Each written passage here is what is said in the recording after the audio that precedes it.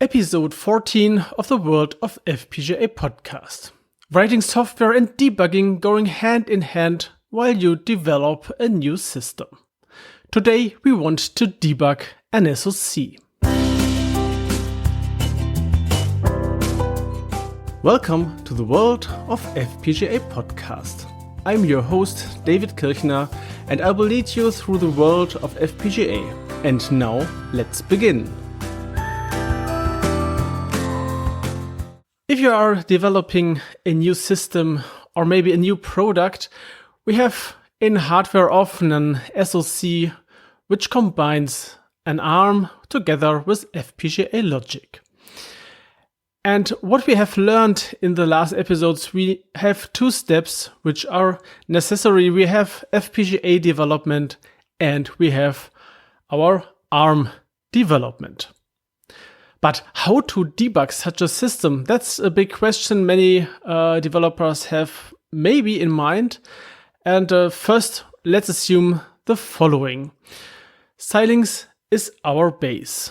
So we have a system from Xilinx, and in this case, we have a Sync 7000 from Xilinx, a highly used SoC in many systems. And as development system, we are using Vivado and Vitis. Well, and maybe we want to create a bare metal application for our ARM, and we are using a JTAG adapter, JTAG programming and debugging adapter, maybe from Xilinx or, well, another FTDI-based JTAG adapter. Okay. Now we have two areas where we can debug. We can debug an FPGA. Well, this would be the content of one of the next episodes. On the other hand, we can debug our ARM core, and this will be also another episode in the future, because I will light up another point today. The debugging topic for the single parts FPGA and ARM will come later on in depth in some episodes. I guess in 3 or 4 episodes we will start with this block. There's something important if you want to debug both. If you have to know what you have to do if you want to debug an FPGA and an ARM. So a combination of an SoC. And we just from the last episodes we will remember, or we can maybe remember the workflow of debugging, of developing an SoC. And here we have Vivado on the one hand to create our FPGA logic, and we have Vitis for our software side. So workflow was Vivado. We are creating our FPGA logic. Then we have our synthesis and implementation. And after that, we can create our bitstream and export the hardware. Well, all the loops while we are developing until we get our exported hardware, I will leave beside. We all know that this takes much more time than just doing synthesis implementation and bitstream creation. Well, and after we have exported our hardware, we can jump into Vitis and import this hardware description file archive in this case, and then we can create our platform project and we can create our application. So now we have all together in FPGA logic, we can have some debugging blocks, and on the other hand, we have our software development tools. Well, and what we can do in detail, how to debug an FPGA, that comes later on, just to announce this. So far, Xilinx development tools have now the following. We have now the following with the tools. Vivado is open and our hardware manager is also open. So we have our design, or we can load our design into the system. We have Vitis open and our software project is loaded. And the first thing we have to do now is we have to load the firmware from Xilinx Vivado into our FPGA over our JTAG adapter. That's because we have our debug information included in this step.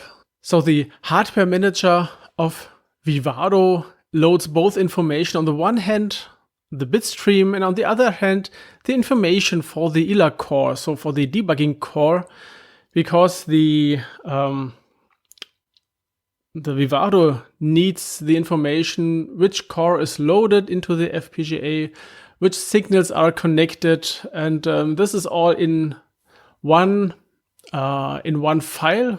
It is saved in one file, and this is loaded from the hardware manager. So that's the FPGA side. On the PS side, the programming system side, we have to start our bare metal application in debugging mode in Vitis. And in this step, Vitis is also loading the bit stream. That's important detail. It also loads the bit stream. You can disable this, or you can leave it enabled. That's it's doesn't happen anything if you doesn't load it, because you have loaded it in Vivado. And then you have a connection between your SDK and your software you have loaded into the ARM core. And then you can go step by step through your software. And that's it. On the one hand, we can do FPGA debugging, so we can use the ILA core inside of the FPGA to touch signals, to see what to trigger for a special signal, for falling or rising edges, for pattern and anything else.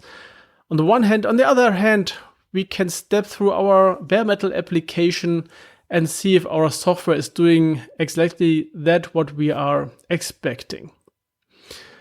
Well, this was just the first view into the topic of debugging an SoC.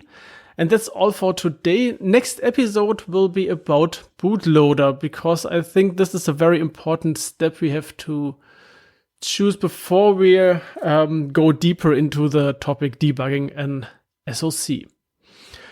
So next episode, we will have more about bootloader, and later on we will talk about the debugging of SoCs. So further information can be found at world-of-fpga.com/WFP014. If you found this episode helpful, please rate it on Apple Podcasts and share it with your colleagues and friends. That's the end of today's podcast episode. Thank you for listening and for your attention. So I say goodbye. Here next time, your David Kirchner.